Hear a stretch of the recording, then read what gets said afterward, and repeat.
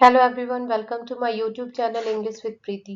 तो आज मैं बहुत ही अच्छी और इंटरेस्टिंग स्टोरी के साथ आपके सामने आई हूँ। तो लास्ट तक जरूर देखिए। स्टोरी में से आपको बहुत कुछ सीखने को भी मिलेंगे। जैसे नए नए वर्ड्स मिलेंगे बहुत सारे, जिसको आप नहीं भी जानते हो।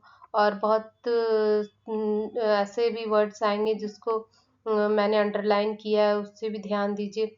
और साथ साथ आप सेंटेंस को कैसे पढ़ते हैं वो भी देखें। और अगर आप इस चैनल पे न्यू हैं तो लाइक एंड सब्सक्राइब करना बिल्कुल ना भूलें, ताकि मैं इसी तरह डेली अच्छी अच्छी स्टोरी के साथ आपके सामने आती रहूं और आप लोग भी इंजॉय करते रहें। तो चलिए आज की स्टोरी को मैं स्टार्ट करती हूँ। और स्टार्ट करने से पहले चलिए आज की हेडलाइन को पढ़ते हैं।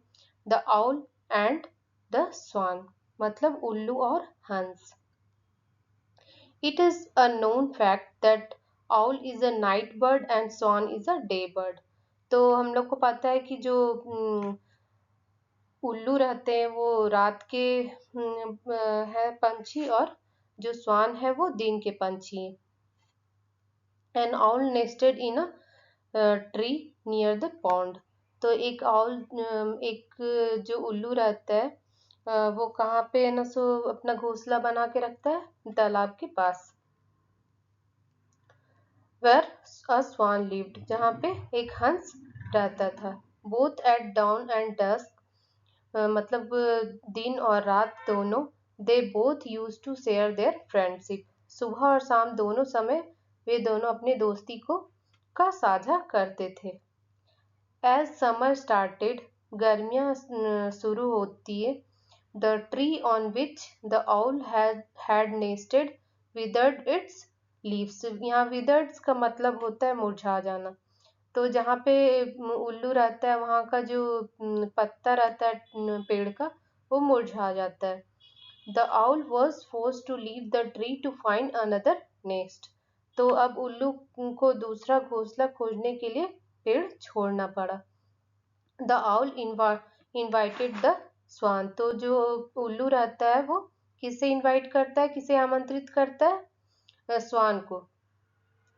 तो the dear swan, why don't you also come with me to my new homeland. तो क्या बोलता है, प्रिय हंस, तुम भी मेरे साथ मेरे नए वतन क्यों नहीं आते?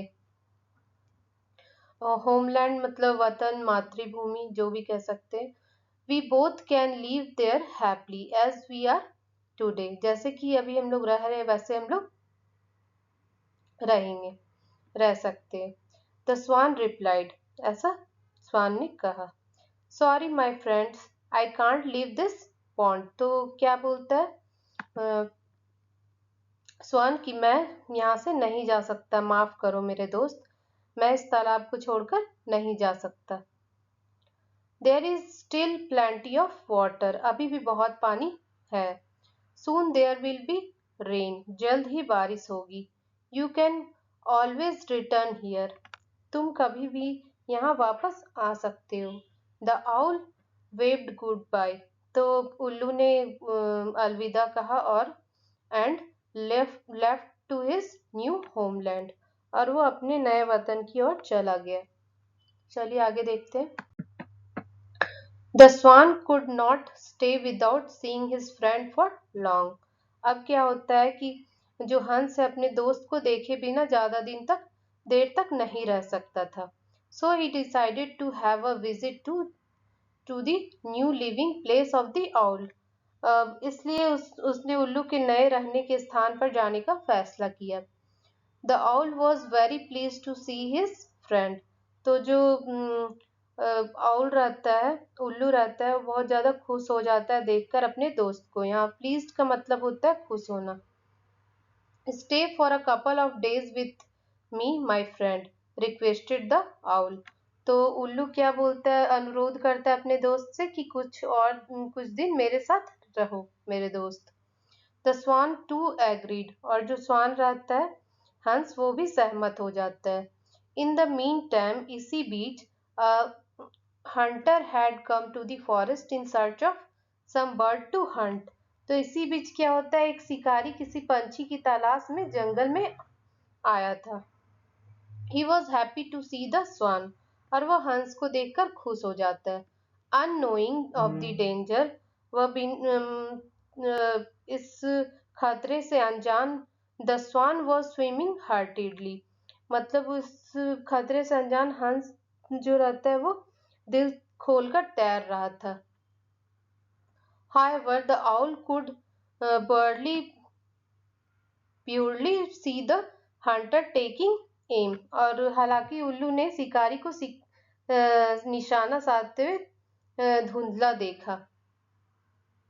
The hurriedly fluttered towards the swan, और वो जल्दी से हंस की ओर भागा। कौन? उल्लू। At the same moment as the hunter released his arrow, the owl shouted. उसी क्षण जब शिकारी ने अपने तीर छोड़ा, उल्लू चिल्लाया। Shouted का मतलब होता है चिल्लाना। Get into the water. स्वान क्या बोलता है कि पानी में जाओ हंस। Go into the water. पानी में जाओ। Now, अभी। The swan did as told by his friend without a question or second thought. तो क्या होता है कि हंस बिना कुछ सोचे, कोई सवाल पूछे या कोई विचार किए अपने दोस्त का बात मान लेता है। The arrow just sizzled by and missing the swan. और तीर क्या होता है, हंस को छूते हुए निकल गया। The disappointed hunter left the place. तो निराश शिकारी वहां से चला गया। तो मोरल देखते हैं, ट्रस्ट इज फ्रेंडशिप, विश्वास ही मित्रता है। तो उसने अपनी मित्र की बात सुनी और उसका जान बच गया, बिना किसी क्वेश्चन पूछे और बिना कोई दूसरा बात सोचे। तो इसी तरह यही क्या बोलते हैं, फ्रेंडशिप का सबसे अच्छा सबूत है, और बहुत ही मतलब विश्वास ही मित्रता है। तो मुझे तो ये स्टोरी बहुत ही अच्छी लगी, आपको कैसी लगी जरूर बताएं। Thank you.